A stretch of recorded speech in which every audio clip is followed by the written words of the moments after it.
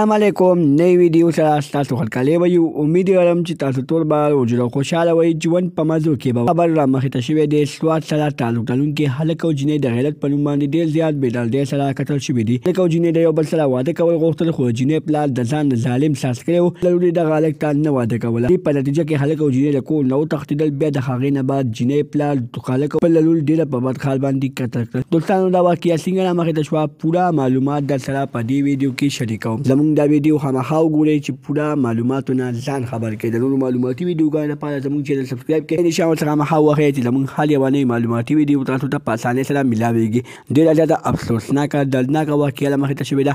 هلک او جنۍ د یو بل سره ډېره زیاته بې انتها مینه کوله یو بل سره واده کول غوښتل د عزت سره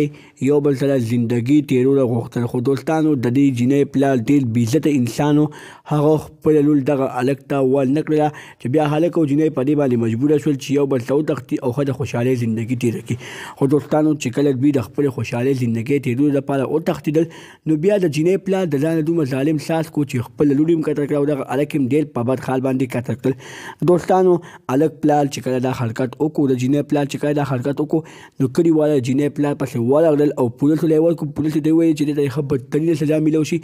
دا د یو ظالم نه ظالم پلار دی چې خپله لور یې خوشحالۍ زندګۍ ته پرې نه خوسته او ډېره په بد حال باندې قتل کړه د نورو معلوماتي ویډیوګانو لپاره زموږ چینل سبسکرایب کړئ تر نشان ورڅخه خامخا وښیئ چې زموږ هر یوه نوې معلوماتي ویډیو تاسو ته په اسانۍ سره میلاویږي والسلام